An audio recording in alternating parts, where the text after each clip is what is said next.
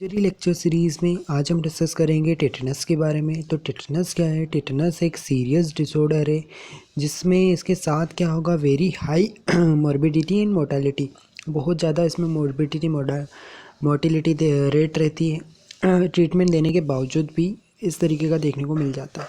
ये जो डिसीज़ है किसके द्वारा होती है, काज इसका क्या है? तो क्लोस्ट्रीडियम टेटेनियस का काज है। एनारोबिक स्पोर फॉर्मिंग बेसिलाई है और इसके टर्मिनल स्पोर्स होते हैं। इसका अपीयरेंस कैसा रहता है इस बैक्टीरिया का? तो इसका ड्रम स्टिक लाइक अपीयरेंस रहता है, जो कि आप माइक्रोबायोलॉजी में डिटेल में पढ़े होंगे क्लोस्ट्रीडियम टेटेनी के बारे में। इसके एनारोबिक स्पोर फॉर्मिंग बेसिलाई है।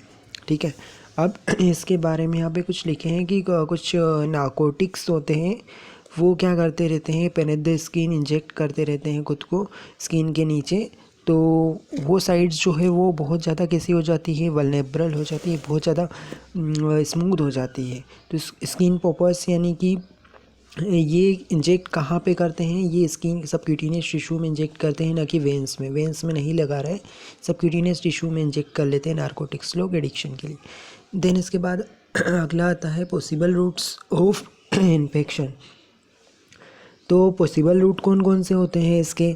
तो अम्लाइकल कोट्स, न्यूनेट के केसेस में क्या होगा, अम्लाइकल कोट के थ्रू कम्युनिकेट हो जाएगा, है ना। और फिर उसके बाद वाउंड जो है, वाउंड के कॉम्प्लिकेशन के तौर पे भी हो सकता है कि रोड ट्रैफिक एक्सीडेंट हुआ उसके, फिर वहाँ पे ये जो एरोबिक ऑर्गेनिज्म जो है, where the aerobic organism reduce oxygen tension, oxygen tension कम हो गया वाउंड के आसपास। फिर उसके बाद क्या हुआ, जो कि फैसिलिटेट करेगा एनारोबिक क्लोस्ट्रीडियम टेटेनी को, क्योंकि ये एनारोबिक है तो इसके लिए एनारोबिक कंडीशन चाहिए, है ना। तो इस तरीके से वाउंड के आसपास से ग्रो करने लगेगा। माइनर इंजरी हो गई, जैसे कि रस्टेड नेल्स हो गए, या ईयर लोब्स को पियर्सिंग करते हैं कान ईयररिंग्स के लिए, तो हो सकता है टैटू के दौरान हो सकता है, इंजेक्शन लगाने के दौरान हो सकता है, फैल सकता है ये इन्फेक्शन के तौर पे। एंडोजीनियस इन्फेक्शन जो है कहाँ से आएगा, सेप्टिक अबॉर्शन के बाद हो सकता है, या कोई सर्जिकल ऑपरेशन हुआ उसके बाद हो सकता है। टिटनस जो है वो एक्वायर्ड भी हो सकता है ऑपरेशन के बाद, है ना। और इसीलिए यहाँ पे लिखा है कि tetanus is a wound infection, और नो वाउंड नो टिटनस, ऐसा बोला गया है कि वाउंड नहीं है तो फिर कोई टिटनस भी नहीं होगा। इसके अलावा यहाँ पे ये लिखा हुआ है कि वाउंड से ही मतलब ये होता है, अगर वाउंड नहीं है तो टिटनस नहीं होगा। फिर टॉक्सिन जो है टिटेनो स्पाज्मिन और टिटेनोलाइसिन। टिटेनोस्पाज्मिन जो टॉक्सिन है वो कैसा होता है, न्यूरोटॉक्सिन है, और टिटेनोलाइसिन टॉक्सिन जो है वो हीमोलाइसिन होता है, हीमोलाइसिस कर देगा।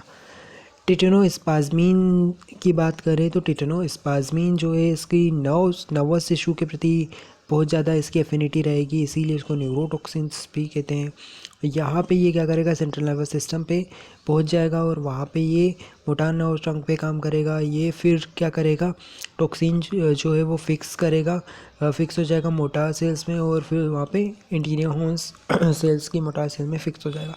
फिर टॉक्सिन जो है मोटार एंड पे जाएगा और फिर इस तरीके से ये काम करेगा। फिर ये क्या कर देगा, कोलिन स्ट्रेस को इनहिबिट कर देगा, स्पाइनल लेवल पे ये काम एक्ट करेगा, और उसकी वजह से कॉन्ट्रैक्शन ऑफ मसल्स देखने को मिलेगा माइनर स्टिमुलाई की वजह से, है ना। देन इसके बाद आता है toxins which is fix to the nervous tissue can not be neutralize. अगर नर्वस टिश्यू के आसपास ये फिक्स हो गया तो इसको न्यूट्रलाइज करना मुश्किल है, ये बात बोली गई है।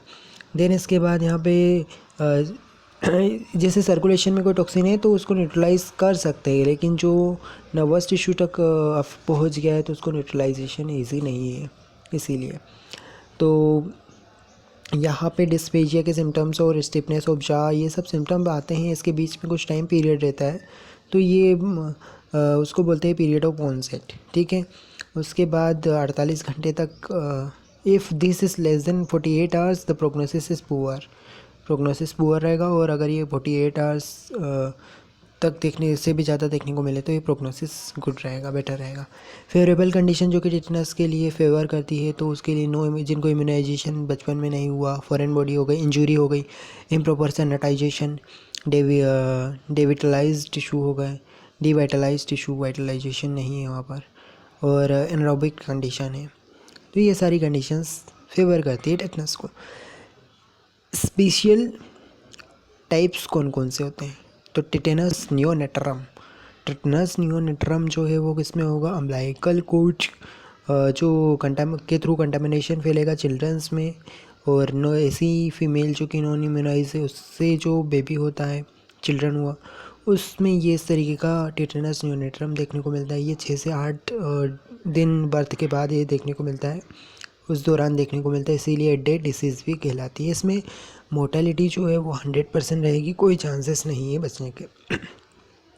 लोकल टिटनस जो है ये टिटनस नियोनेट्रम हमने देखा, इसके 6 to 8 डे डिसीज़ भी कहते हैं, 8 डे डिसीज़ भी कहते हैं। लोकल टिटनस जो है वो कहाँ से आएगा, in this contraction of muscles occur in neighbourhood of the wound, आसपास की वाउंड के आसपास के एरिया की वजह से टिटनस हो सकता है। सिफिलिक टिटनस जो है ये कहाँ पे की वजह से होगा, तो हेड के और फेस के जो वाउंड है उनके वजह से ये हो देखने को मिलेगा। और क्रेनियल नर्व्स जो है जैसे कि फेशियल नर्व हो गई, फेस के आसपास फेशियल नर्व, ओकुलोमोटर नर्व्स हो गई, वो पैरालिसिस देखने को मिलेगी उनमें। बल्बर टिटनस जो है ये डीग्लूटिशन की मसल्स हो गई, रेस्पिरेशन की मसल्स हो गई, ये इन्वॉल्व होगी इसमें, और ये भी फेटल होता है। इसके बाद आता है लेटेंट टिटनस जो कि few month two years following a wound होने के कुछ महीनों या कुछ सालों बाद अपन को पता चलता है। परप्यूरल टिटेनस जो है वो कॉम्प्लिकेशन हो सकता है एबॉर्शन का या परप्यूरल सेप्सिस की वजह से, डिलीवरी के बाद हो सकता है। ओटाइटिस टिटेनस जो है सुपरटिव ओटाइटिस मीडिया का की वजह से, और पोस्ट ऑपरेटिव ऑपरेशन के बाद। तो इसमें पोस्ट ऑपरेटिव में भी अगर टिटेनस किसी को हुआ है, नो स्टेलाइजेशन प्रॉपर नहीं हुआ इंस्ट्रूमेंट का, उसकी वजह से अगर होता है तो ये 100% मोर्टेलिटी देखने को मिलेगी, इसमें भी 100% मृत्यु दर रहेगी। क्लिनिकल फीचर्स तो ऑटोनोमिक डिसफंक्शन देखने को मिलेंगे, जैसे कि क्या क्या, टेकिकार्डिया, ब्लैडर, बावेल, इन सब में डिसफंक्शन होगा। Hypertension, labile hypertension, pyrexia, pallorness, sweating, cyanosis, ये सब। ब्रेडिकार्डिया के एपिसोड्स आएंगे।